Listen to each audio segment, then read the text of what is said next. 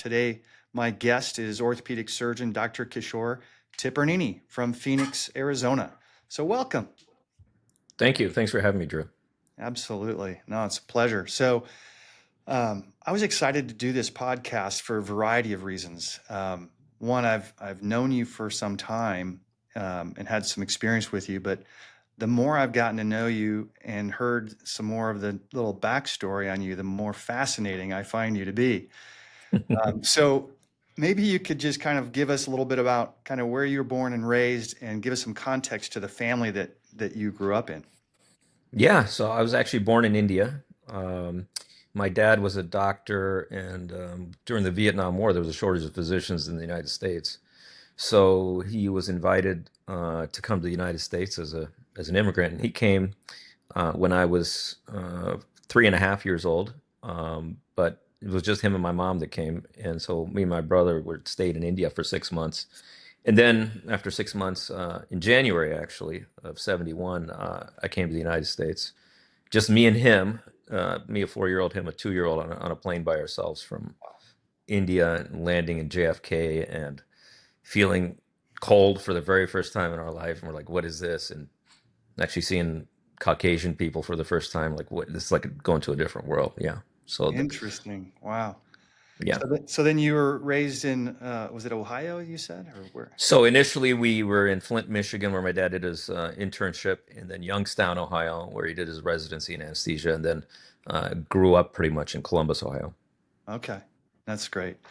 Mhm. So what's so fascinating to me was hearing the story about you basically being almost an accidental orthopedic surgeon. So why Yeah. don't you give us a little bit of insight into what you were passionate about and how you ended up?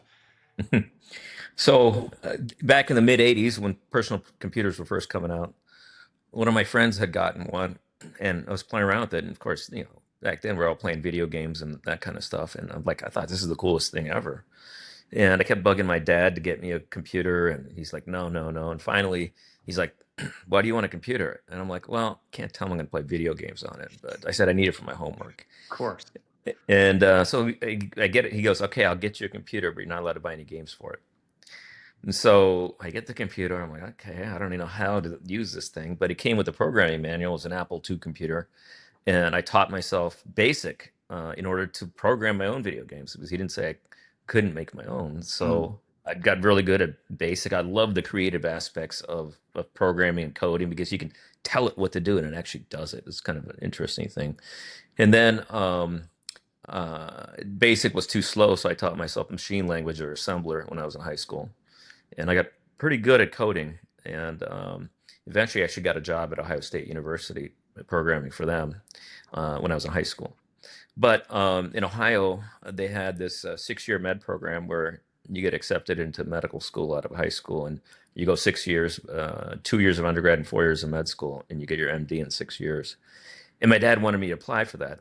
And I pretty much had no interest in that. I'm like, I don't want to go to medicine. I actually wanted to do computer science at MIT or something like that. And my dad never trusted computers. He's like, man, this is like some kind of toy back then. So of course, they didn't understand like the power of what that was going to be. So he had me apply to that program. Then I got in, and he's like, "Oh my God, you got in! I can't believe it. We're gonna go out and celebrate." I told him, I said, "I'm not going." Wow. He goes, "What do you mean you're not going?" I'm not gonna. He goes, "I'm not gonna accept this." And he's like, "Why don't you want to go?" I said, "I have no interest in medicine. I wanted to do software and this kind of thing." And he kind of sat me down and said, "I'll tell you what. Try it out for a year. If you don't like it, I'll let you switch over and do your computer science stuff." And I said, "Sounded fair." So I did. And so you're 18, you get to college, you've got a ton of friends that are in the 6-year program. There's only 35 of us at Akron that were accepted to that program. And you got to be really good friends with them. And the education stuff was almost secondary. So 3 years into the 6-year program, I realized, well, I guess I'm going to be a doctor. I better figure out what kind of doctor I want to be. And so I decided on orthopedics. And, that's kind of how I became an orthopedic surgeon. So how But I many still, Mhm. so how many years? So you had 6 years of college right out of high school. So you're Yeah, 24 when you graduate from med school. yes. So did you have to go do a residency in Yeah, orthopedics? How did yeah. you end up as an orthopedic surgeon? So yeah, you had to apply for orthopedic surgery residency, which was it still is very competitive. I think I interviewed at like 6 or 7 different places, and I got my third choice, which was at Henry Ford Hospital in Detroit. And so it's weird. Match day is a weird thing in medical school. You, Monday is what they call non-match day, which is where you get called from the med school if you didn't match anywhere. And Wednesday is match day, where they actually tell you like where you matched and where you're going to go. And our med school rented out this bar and like, had this whole production, and they'd call your name up and they'd hand you an envelope, and then you open up the envelope. Like I open up mine. I'm like, oh my God, I'm going to Detroit for 6 years or 5 years. So I was like, you're kind of a little bit in shock, but yeah, Yeah. that's how. So I ended up at 5 years at Henry Ford Hospital in Detroit, did my orthopedic surgery residency there. So somebody told me, and I want to hear it from you, that you didn't have to study in school. Is that true? Yeah, yeah, I think I got that from my dad. My cousins used to tell me the same thing about my dad in med school. He's like, dude, this guy never cracked open a book. He'd go to class and just absorb it and just, get stuff. And so I never read a textbook either. So you must be a really good listener then. Yeah, I think that, I mean, I always went to class. I would sit near the front and just to pay attention and take some notes and stuff, but I would Uh-huh. never, like textbooks. I'm like, for me, I think doing well in school is about weeding out what information is important and what isn't. So Interesting. textbooks have so much information in them. That's like, you get a little bit more confused even by reading that stuff. So I just absorb it and, maybe do a little bit of reference in them, but that's about it. Yeah. Yeah, it's funny. I've actually heard other people say that same thing. You just got to know as you're studying, what's important and what's going to be on the test, Right. uh, because you can sort of game the system that way. Yep. So interesting. So you became an orthopedic surgeon, moved out to Hmm. Arizona. Yep. That's when I first met you. Yep. And so your practice was general orthopedics, pretty much. Yep. I didn't do a So, fellowship, so I was doing general orthopedics. And when I first started, it was with the group that was, they had a capitated contract. And I was just on salary because I'm just like happy to like actually be an orthopedic surgeon. So this capitated contract meant that the group made the same amount of money for those whatever those patients, no matter what we did for them. So I would see all these capitated patients that were like, and I was doing a crap load of surgery and just doing a ton of work during that time, and I didn't care. I was just happy to be operating and all that kind of stuff. And so I, you know, pretty good at orthopedics, and so I had started building a practice pretty quickly. But during that time, also even through residency and all that stuff, I kept up with the computer stuff. I finally got a computer when I was in residency. I used to write code to do what we call shareware.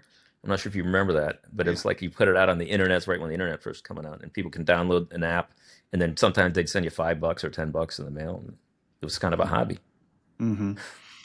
So one of the things that I've observed about you is you're just like a super intense efficiency expert. It's like everything Hmm. that you do, you're very pragmatic and you look for ways to create efficiencies and optimize your workflows. Hmm. Yep. And so, um, talk about your first startup and how that came to be. Yeah, part of efficiency for me probably comes out of laziness or a lack of mental thought. I don't like not thinking about something or just doing busy work. That's like the worst thing in the world for me. So it was right after I started my practice in 96, maybe it was around 98, where I was on call for the ER one day and it was about 11 o'clock at night. And, they didn't have digital x-ray back then. So they called me from the hospital about a kid that had a broken wrist. And I'm like trying to figure out, should I go in and set it tonight, or is it something I can see in the office tomorrow? And the ER doctor describing the X-ray to me just really wasn't describing it in a way that I could tell that information. And Mm, I'm like, I'm not going to be able to sleep thinking about this kid. So get up out of bed, drive to the hospital, half hour there, find the X-ray, put it up. I didn't even see the kid. I'm like, oh, it's just a rotated film I didn't really need to see. And I said, just put that in a splint and I'll just see him in the office tomorrow. And I drove home and I just think it laying awake saying, I just wasted an hour and a half of my time because I couldn't see this image. And I said, you know what? Kind of lazy. So I bought a digital camera the next day. That's right when digital cameras were coming out. And I put up a picture of whatever fracture, took a picture of it with a digital camera. I'm like, okay, this gives me a lot of information that I need from home. And I wrote the software to take it off the camera and put it up to a secure website so I can view it from home. It was just a very simple system. And I'm like, this thing is great. And I had other doctors at the hospital. Hey, can I get on that too? The same thing. And then I decided, you know what? Maybe I should start a company, try selling this thing. And so I did. We started a company called Remote Image, and I went to one trade show. It was the OTA meeting, and all I had was a sign made up at Kinko's that said "View X-rays over the internet," and it just showed them how it worked. And we were the busiest booth at that conference because every one of these orthopedic surgeons had the exact same problem. It's like, oh yeah, they told me it was a subtroche, but it's actually an intertroche and this and that, and you can't plan for surgery without looking at the X-ray. And now it seems like quaint, but back then you couldn't see the X-ray from home. And so that was my original company that I started, and I didn't even have the company for 3 months. And a group of investors called me like 2 months or 3 months after that conference, said, "We want to buy your company." I'm like, I mean, it's not for sale. So we worked out a deal where they gave me some money up front, but I ended up with 20% of the new company. And that company was called eTrauma. And this is the interesting thing about entrepreneurship. That product was great. The surgeons loved it. Everybody wanted it in their hospital. But by the time you got it through radiology and the IT department at the hospital and all this kind of stuff, it was so hard to implement that we didn't sell a lot of it. And then so actually, and this is now right after the dot-com bubble burst, and the company was pretty much going under. And I'm like, okay, well, at least we tried, the kind of thing. But then what happened was our practice wanted to go into digital X-ray. We're switching from film to plain film X-rays, and there were a couple of companies already doing that at the point that were the market leaders. And I looked at their products. I'm like, this is garbage, man. I mean, what is this? Is what we're selling to orthopedics? I can't believe these two are the market leaders. I called up the guy that was involved in my original company. I said, hey, if I write the software for a PAC system for orthopedics, would you guys want to sell it? He's like, yeah. So it took me 6 weeks to write the original PAC software for orthopedics. That was a software we called Office Packs, and we sold the digital equipment and all the software and everything. And over the next 4 years, that became the number one digital imaging company in orthopedics. And then it was acquired by Stryker in 2004. Hmm. That's pretty cool. Yeah. So that wasn't the end of your entrepreneurial journey, though, was it? No, no. Um, you know, After that, obviously, I think I was 32 at the time. So, it's kind of weird when you're working so hard doing residency, you're not getting paid that much. You're just working all those hours. And I did that 6-year program. So literally, even then, I graduated on a Sunday from high school, started school on Monday. So I really didn't have much time off for like good 11, 12 years. And after the company gets sold, you're like, okay, I never wanted to do orthopedics. So I don't hate it. It wasn't like my super passion. So I cut back to just working like 2 to 3 days a week in orthopedics just to do more entrepreneurial stuff. And I've done a bunch of different entrepreneurial stuff since then. So I've also found out that you're an author and you have Yeah. particular interest in writing about technology and sci-fi. So tell me about the whole trilogy and how that's been and what all went into that. Well, it's interesting. I'm kind of one of these people that really understands biology, but also understands technology at a deep level for both of them. And I see the symmetry between the two. And I had this idea for this novel, for this story for like 10 years probably. And I didn't, was never a writer or anything. So I was like, I kind of want to get it out to get this idea. It's a mind boggling kind of story. And maybe I'll give you a little bit of tidbit of it. I always think deeply about like, what does this mean and philosophical stuff. So, there's a certain species of frog in Canada called the wood frog. And it's just like any other ordinary frog. It jumps around and all that kind of stuff, except because it lives in Canada and the ground becomes frozen. It becomes completely frozen along with the ground. And then in the spring, when it gets warm again, it thaws out and becomes a frog again. And I kept thinking to myself, the frog, when it's in this frozen state, is it living or dead? And I'm like, I guess it's neither. But then I start thinking, okay, if I take the frozen frog and I put it in a blender and chop it up into mush, now is it living or dead? I'm like, it has to be dead. But then I'm thinking, what has actually changed in the frog between that living state and this dead state? The atoms are the same, the mass is the same. What's changed is the arrangement of those atoms. The arrangement before was ordered like a frog, but afterwards it's randomized. And then I start thinking, what is arrangement? And because I know computer science, I'm like, well, arrangement is actually data. It's position information of the atoms of that frog. And so then I'm like, wait a second, is life actually just data? Is biology just data? If you think about it, there's a lot of information stuff that happens in biology that's very similar to what happens in computers. DNA replication is replication of information across cells. When you have a server that's serving a website, it's replicating that information across all the browsers that are there. So for me, I thought it'd be great to have a story where if you could transmit data at instantaneous differences, and I'm also into quantum physics, And so there's a thing in quantum physics called quantum entanglement. And there's a whole thing with Einstein couldn't believe in all this kind of stuff. But anyhow, they've proved that quantum entanglement is true, and information can be transmitted instantaneously across quantumly entangled particles. So that story was a story about life, the interaction between life and data, how we are kind of data. And now that if you can transmit data across the universe, then you can transmit yourself across the universe. Yeah. So, so I wrote So that book, and I just self-published it on Amazon, and you know, it took a while for it to kind of take hold. I never advertised it really, and eventually, like 6 months later, went up to the number 4 bestseller on the sci-fi category for Amazon. And then I had a whole following of people like, oh my God, this is a great story. You need to like, write some more. I want to see what happens next. And so I turned it into a trilogy and released over the next 2 years, released those other 2 books. so how many books have you sold then on Amazon? I mean, Amazon, like a lot of it's Kindle, a lot of it's actual books and stuff. I estimated around 100,000 or so. Wow. Yeah. And you did this all in your spare time between Yeah. Well, programming and practicing medicine. let's see, there's a very big parallel between programming and writing because it's a creative endeavor, right? Orthopedics is a very technical endeavor, but it's not very creative, right? It's not like, you got somebody with a bad knee and you want to do a knee replacement. There's nothing creative about it. It's just same thing, case after case after case. So I needed a creative outlet. I always do. Hmm. So your first software startup was created out of a just pure necessity. You saw a Yep. need. You were frustrated. There was a clear inefficiency there. So here we are in 2025. You have done it again. You Hmm. have created another software platform. Hmm. Uh, and just like the first one was created to make the life of an orthopedic surgeon easier, to reduce Hmm. some of the frustration and stress and Hmm. unnecessary burden. So Yep. introduce us to what you're doing currently. Yeah. So, I mean, I like to be a problem solver, right? The problem I was solving before was like, I can't see this image from home and I need to see it. The problem I'm solving now is a problem that's cropped up and slowly gotten worse in medicine or since we've gone digital as far as EMRs are concerned. It used to be before we had electronic medical records, we would just go in, flip through a paper chart with a patient, dictate our note, and then somebody would transcribe and put it in. It was very easy. You could dictate it, walk in between rooms.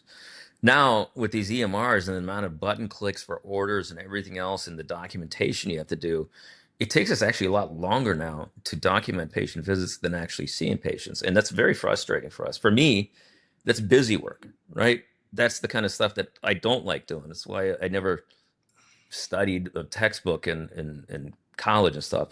And and it takes away from your patient, right? You're now typing on this computer or going through something without actually speaking to the patients. It gives her a bad experience. And as surgeons, we love seeing, diagnosing, and taking care of patients. When 50% of our time now in clinic, and they've done studies on this, is actually not doing that, it's actually doing documentation, then there's something wrong there. And some practices solve this problem by hiring scribes that take care of all that stuff. But scribes are A, expensive, and B, they're temporary. So you have to train them like how you like your notes and how you like your orders and stuff. And then 3 months later, they're off to med school or doing something else, and you have to train another one. And so it's not efficient. So I wanted to see if I can build an AI company that takes care of that. And when I looked at the problem of that, and I wasn't the first one to come up with the idea. I've been working on this for a couple of years now. I think my first solution to it was a kind of a template-based system that was a smart template-based system, which worked well for me because I spent 3 months creating my templates and stuff. But when we tried to sell that, it was like, oh my, it was too onerous for the physicians to create their own templates and stuff. I said, okay, then we need to make it more seamless, make it like literally you just start within 10 minutes and you're good to go.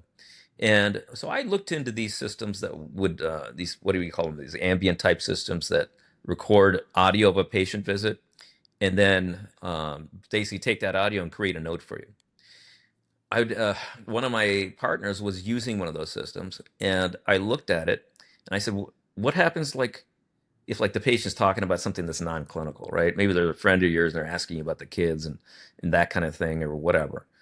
And she was like, "Oh yeah, I got to go in and like edit all that stuff out." And she was kind of frustrated. She's just had a baby and was trying to find some tools that would give her more time with her kid because, when she's going home, she was doing all these charts and she's like, maybe this will help. And she was like, yeah, really, when I was using this thing, it didn't really help save me that much time.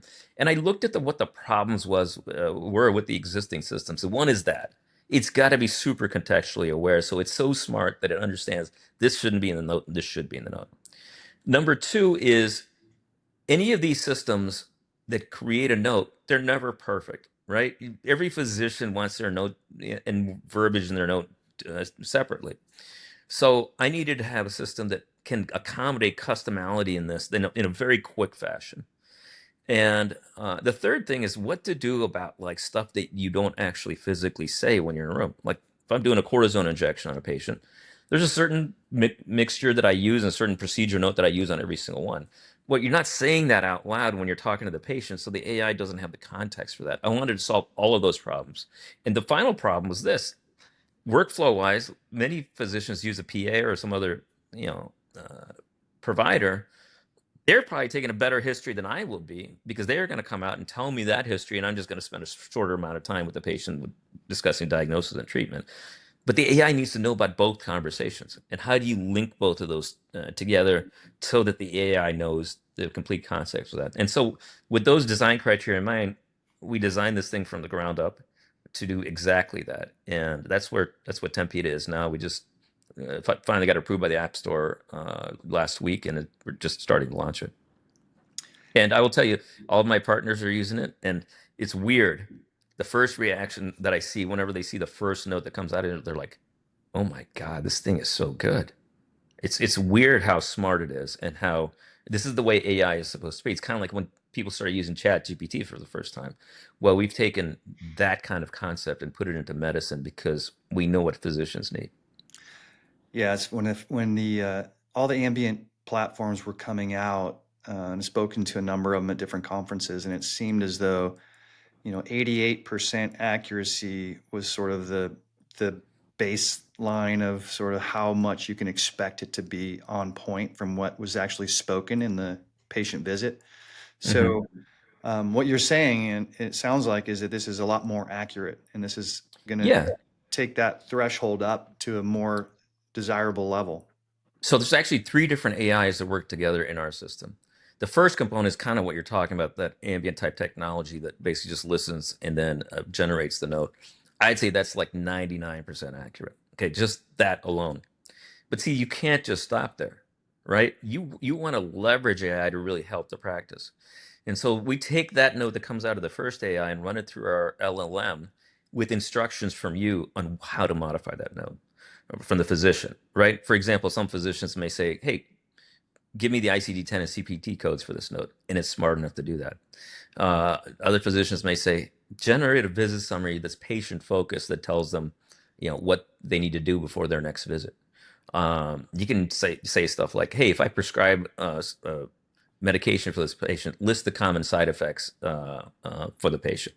Just like that. It's just single sentences that now you're leveraging the power of AI through an LLM type mechanism that takes the original note and remodifies it to exactly what you want. And that, to be honest with you, is actually the more powerful feature of our thing.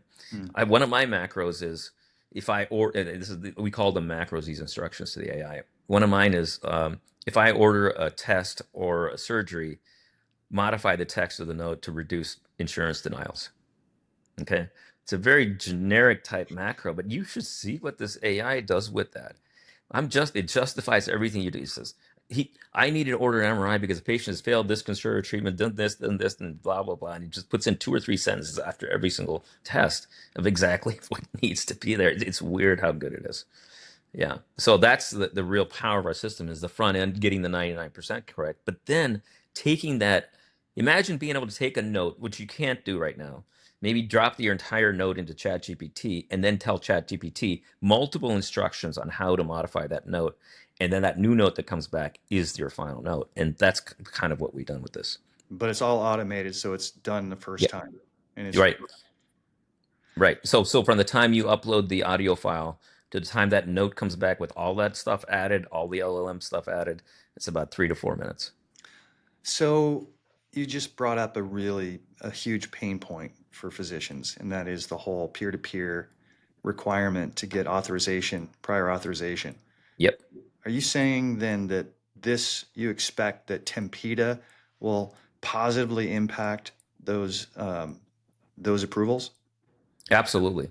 I mean, the denial. I mean, I don't. To be honest with you, I mean, we've been using this. I've been using this new version of Tempida in my practice for the past 6 weeks. I would say I haven't had to do one peer to peer. Not one? No, What was it before? I'd have to do like one a week for an MRI or a surgery or something like that. And so now you're doing none. Yep. It's pretty effective. Yeah, I'm not saying it's going to be 100% effective and stuff, Right. but it's a lot better than it was. It Yeah. reduces that rate of denials by a lot. Yeah, that's just with one macro. I mean, there's other macros that we use that are like, it's funny because the physicians that are using it, we all like, hey, I just came up with this great new macro, and then we all kind of share it and like, oh yeah, that is good. I'm gonna use that too. And yeah. So, I think right now, I mean, I've read a lot of articles over the past several months about, and I actually did a podcast with Dr. Brian Blackwood from Colorado Hmm. about 6 weeks ago, and he shared a personal story about burnout and sort of Hmm. the the fact that so much was demanded of him, and trying to do everything and still get home and be a dad and husband. Um, and I know that one of the goals that you have in creating this platform was for your own wellness, for your own, Yes. to alleviate that frustration that you have when you constantly feel like you're sucked into this interface with a computer that is just pulling you away from patient time or from personal time, whether it's, in clinic or you're at home at the end of the day and you're having to go read through and make sure they're accurate. So, Hmm. can you speak to the effectiveness that you believe that Tempida will deal with some of that frustration and that anxiety that physicians deal with when they have to interface with the EMR all the time? Yeah, I mean, I think that to be honest with you, I'm completely relaxed now when I'm seeing patients, right? It used to be before, you're listening to their story or whatever, you're taking the history and doing all this physical exam, and then you're going to dictate or document it later. And you have to remember all that, right? First of all, if you're not doing it right, I used to do it right after I saw the patient because if I do it at the end of the day, I'm not going to remember. You've seen 30, 40 patients a day. Are you going to remember all the details in each of these patients? No. And so that was like a little bit of like that stress trying to remember that stuff, right? And second of all, you have patients that are what I call non-standard, right? The other day I saw a patient for his knee, and whatever, I ordered MRI, I thought it was a meniscus tear, and like really at the end I said, okay, you don't have any questions? And he's like, oh, can you also take a look at my wrist?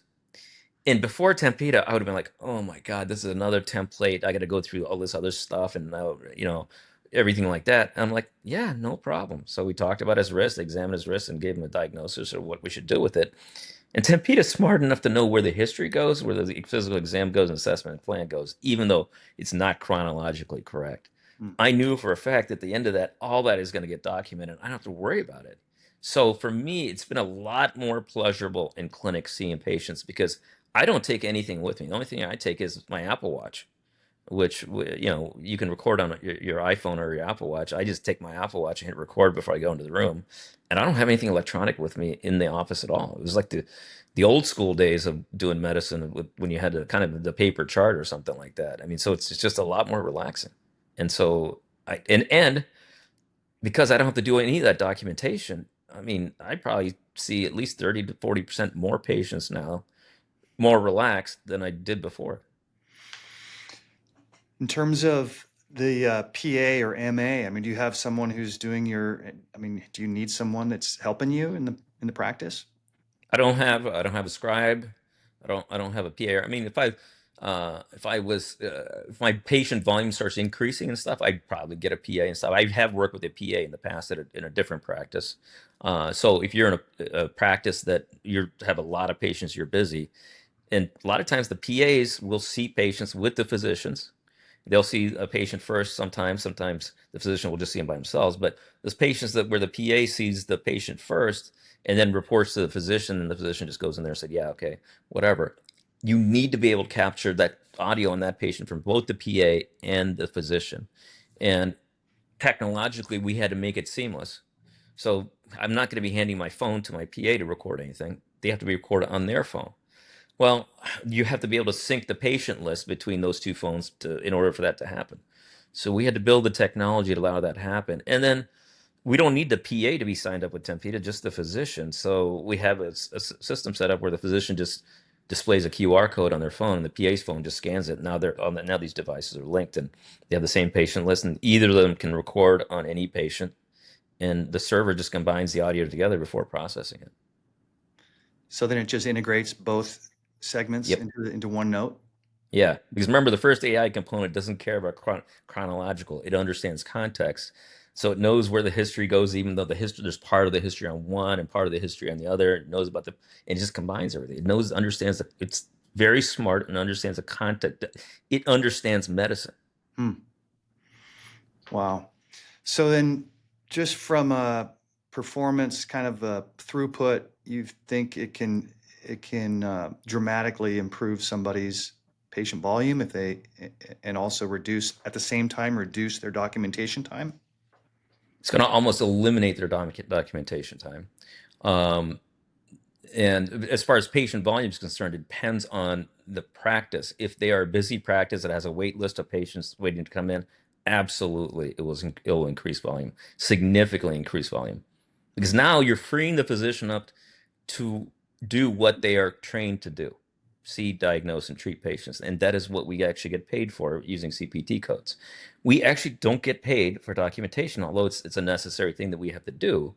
So if you get rid of the document or almost eliminate the documentation, I still recommend everybody kind of review the note before you put it in. But I almost changed, and I asked my partners who are using this, I said, how often do you have to change anything in the note that comes back?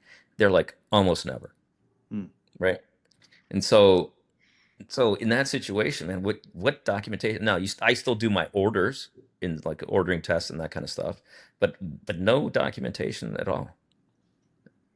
And Wow. so if you're in a practice that is busy and you have this wait list of patients waiting to get in, you're definitely going to see a huge increase in revenue just because you're freeing the physician up, who's the one that makes the revenue, from doing this burden here. Interesting. Wow. So, what else would you say about sort of this platform and encouragement to an orthopedic surgeon who might be frustrated with any variety of things that they're dealing with? What advice would you give them?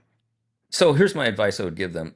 I wanted to create something that, like, when you use it for the first time or even the second time, you're like, oh my God, this is great. Okay. And so what we did is you can create an account for free.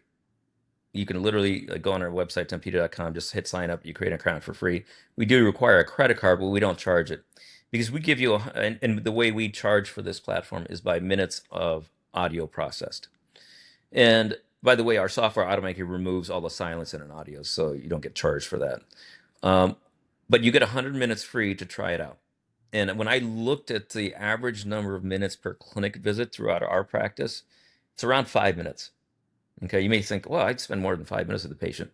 Yeah, but the actual conversation time and the audio time it ends up being around 5 minutes if it's removing all the silence. So that's what it is. So you get 100 minutes free. So that's about what, 20 patients you get to use for free.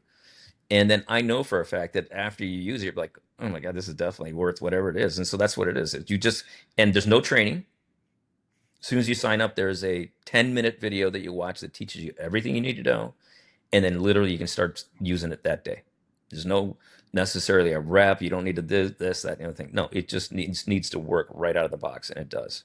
And I've seen this with my own partners when they were kind of in the beta testing stage and stuff, um, and I was like, hey, this is how it works. They didn't even watch the training video, and literally after 3 or 4 patients, oh my God, I get it. Yeah. And so, does it integrate with the EMR, or how does that work? Yeah, so it can integrate with the EMR. Remember I mentioned there's 3 AI components. The first one is the one that transcribes the audio to text, which we call AI scribe. The second one, which is the LLM that takes your instructions and modifies that note, we call that AI editor. And there's a third component called AI autopilot. Autopilot, it's a Windows application. By the way, our software runs entirely in a web browser, so there's no other software to download for scribe and editor. But the third component is a Windows application that basically uses another kind of AI component called computer vision that can actually see your screen and recognize UI elements. So we train it on your particular EMR to go through, do all the button clicks and the data entry because it has the data from the editor to auto enter that information into your EMR. Now, even if you and it yeah, the autopilot takes a little bit of time to kind of configure for your EMR, but it doesn't need an interface for the EMR. It works like a human that can actually see the screen and does the button clicks and all that stuff. But even before autopilot is set up, all the text in the editor is copied to the clipboard. So you can just go into your EMR and just paste it in. Wow. In fact, most of my partners are just doing that. They're not even using autopilot like I am. So, Mm-hmm. Mm-hmm. So, serial entrepreneur, author of best-selling books, multiple books, a trilogy. mhm. So, what advice would you give? I know that a lot of the surgeons that routinely listen to OTW or read the articles, there's a lot of them who are entrepreneurial that have great ideas, who Mhm. have just a penchant to want to do something different and take an idea beyond an idea. So what advice would you give to someone who, because I know you've also designed another product, and the cement punch, and that was another Yeah. situation where, and maybe you can describe that, because and maybe walk through the process of how you launched a product that came from your head and and then again fit a need that you had clinically. Yeah. So cement punches are just a simple disposable plastic sterilized device that you fill it up with cement and you smack it onto the tibia and it injects cement into the tibial surface. But for me, like these kind of ideas, you kind of have to have in your brain before you start doing anything with it, the entire or pretty close to the entire process. Like cement punch is a medical instrument, but I knew that it's not an implant, so I didn't need five FDA approval for it. And I'm like, okay, I know what it is. It needs to be disposable because you're not cleaning out cement out of this thing, so it's got to be made out of plastic. So I just went and I just looked up plastic injection molders here in Phoenix and went to talk to a guy. And I said, hey, this is what I kind of needs to be shaped like. He CAD'd it up on CAD. And then I'm like, okay, what's it going to cost to get this thing made? And he's like, well, you're going to need an injection mold. I said, okay, where is that? Oh, that's so expensive. You got to get it made. And so we had that made. It was like $30,000. But now you can mass produce this thing. So you have to have the whole process in your mind. Okay. And then you can't be deterred by failure, Hmm. right? I mean, even Tempida, as you know, Drew, I mean, I had that templating thing. It was working great and all that kind of stuff, but man, so hard to implement. And then you have to pivot, just like I did with the e-trauma thing. The remote image product was great. The physicians loved it. It was so difficult to sell.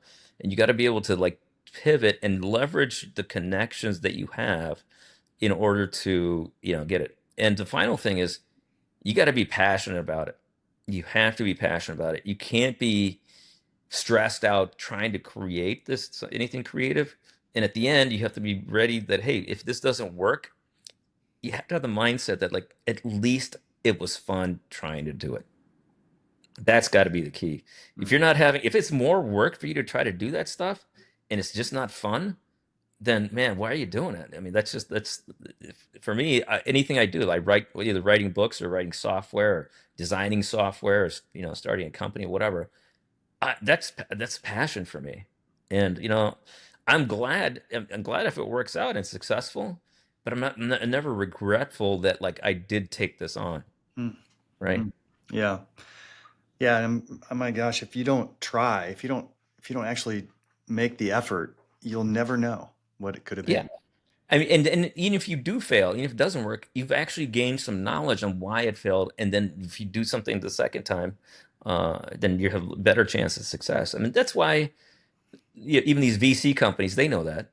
I mean, that's why they invest in 10 different companies, hoping that one becomes successful. And you have to kind of think about it that way too. But nobody's going to be more of an advocate for it than you, the person who came up with the idea and just has that long-term vision. And and that vision comes from passion for the product and the process of generating that product. Would you say failure is just a part of the process? Absolutely. Yeah. Not every single thing that I've ever come up with, if I'm successful at. But I will tell you that I definitely am glad that I did every single thing that I did. Yeah, because you did other software Hmm. platforms, MedTunnel being one of them. Yep. You have users on that, so that's Yeah. another solution that still creates some revenue for you. Yep. But Uh, and you've done other ones. So right. Had well before Zoom. This is maybe 10, 12 years ago. I had a app called VoiceBot, which was on the phone, but it allows you to conference call with 10, 15 people, voice only, and anybody could speak. It's kind of like Zoom without the video, but I had that 15 years ago. hmm Yeah. did that ever But that never went anywhere because it was probably too new for that point. too early? Yeah, it's when the Yep. iPhone was fairly new, wasn't it? Right. Yeah, Exactly. yeah. So, what's next for you? What do you, I mean, is it I just know to, what's next for me immediately. I'm like, I am passionate about getting Tempida out there and just getting it out in front of enough people. Because this is weird. It's weird. It's like one of those products that you just know once anybody uses it for the first time, they're just hooked. They're like, okay, this is exactly what I've been looking for. So that's just me is the marketing of that and getting it out in front of as many people, even outside of orthopedics, because it doesn't care. It yeah, understands medicine in general, so it doesn't matter the specialty. And all physicians got the same problem right now. yeah. And then Well, after that, who knows? I think you're tackling something that's really important. Obviously, the EMR has taken over healthcare, and it's had a really negative impact on a lot of people's lives. And Yep. so this is a way to sort of, take back your life Hmm. in many respects. And it doesn't solve every problem, but it certainly does solve for a lot of the frustrating things that I think, a lot of time wasters and things like that physicians just, really don't have an alternative to fix. And so I'm Yeah. excited. So I don't think that they actually even talk to physicians when they design these software. I mean, I'm like, how the heck can you sit there and make me do 10 button clicks to do one order or one prescription? You know, it's just when before I used to just tell my MA, hey, could you order some naproxen for him? And she'd call it into the pharmacy, right? I mean, now I got to go through 10 button clicks to do something that literally took me 3 seconds before. But who designs this stuff? Hmm I mean, I don't know. And the problem with the EMRs is that like these big hospital systems that are either on Epic or Cerner or something like that, they can't switch out. Even if Epic or Cerner really revamps everything and makes it great and super user friendly and all that kind of stuff, the amount of training it's going to take to sit there and train all their staff and their physicians, it's too much for them to spend. So they keep staying on the same software that was built in like the late 90s, early 2000s. And it's like, obviously, the user interface is horrible and usability is horrible, and we're stuck with it. hmm So what I'm doing with AI is trying to layer a layer of AI on top of these things such that, it's going to these EMRs are going to become kind of irrelevant because the AI is going to be the one that handles them, handles all the button clicks and the time consuming stuff. Meanwhile, you tell the AI what to do with it. I think that's Interesting. my vision for that. Yeah. Yeah, well, that's exciting. Well, Yeah. good luck to you. Yeah. Really appreciate you spending some time with us today. No And problem. So I enjoyed being on with you, Drew. I appreciate the opportunity.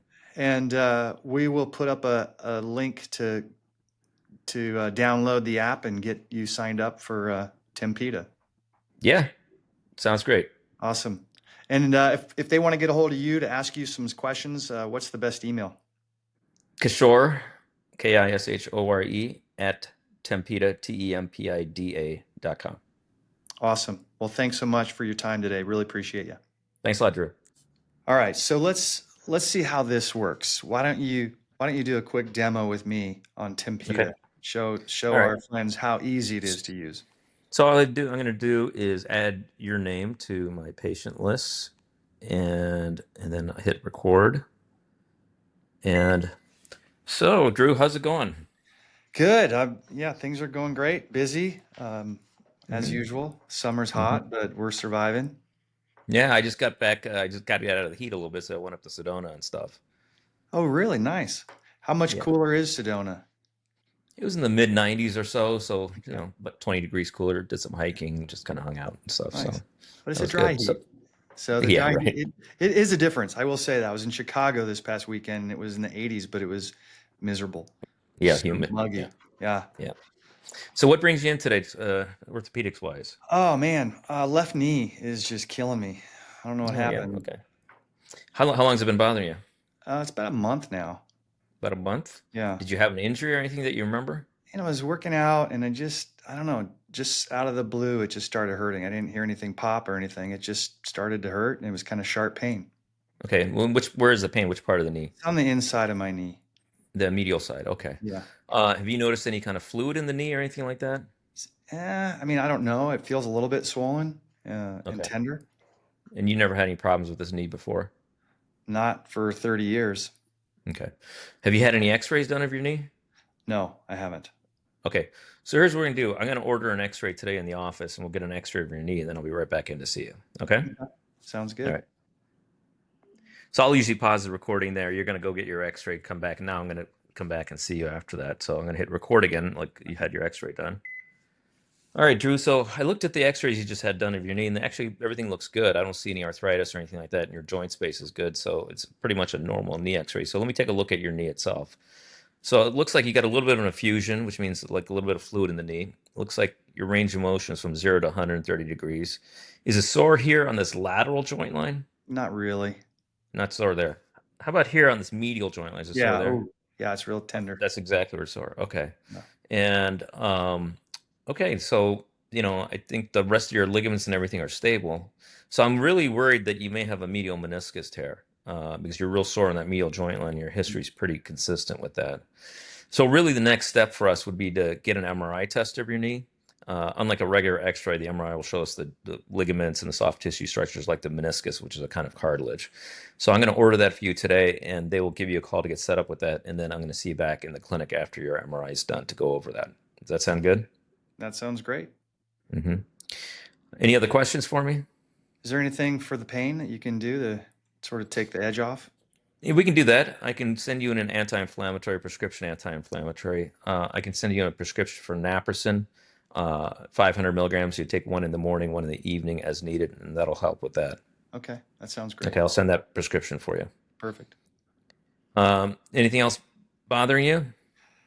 Uh, my right wrist has kind of been bugging me for a while. Okay. It's not terrible, but it's constantly bugging me. hmm Is it on the thumb side of the wrist that's bugging you? Uh, yeah, it is just above my thumb. Yeah. Okay. All right. And how long do you say it's been bothering you? I mean, off and on for months. Just doesn't seem to Okay. get better. Okay. Let me take a quick look at it here. This is called a Finkelstein's test. Does it hurt when I'm doing this? Yeah, it does. Yeah. Okay. And you're sore right over the first dorsal compartment. Well, this is a condition that we call decurvainous tenosynovitis, and what it is an inflammation of the tendons that go to your thumb. It's pretty common. It's a common thing that has wrist pain. Yours seems fairly mild at the present, and we're going to start you on naproxen anyway for your knee, so that may help out with your wrist. But if that doesn't help out, most likely I would recommend a cortisone injection into those tendons to alleviate that. Okay? Sounds good. Yeah. All right. We'll see you back after your MRI. All right. Sounds good. All right. So now what are you All right. doing? I just finalized it. So let me share my screen here. All right. So this is the Tempida app running in a web browser. This is just running in Chrome right here. And we can see here that your recording that we just recorded was 3 minutes, 57 seconds, and it's processing. So the AI right now is taking the audio file and then generating a note from it.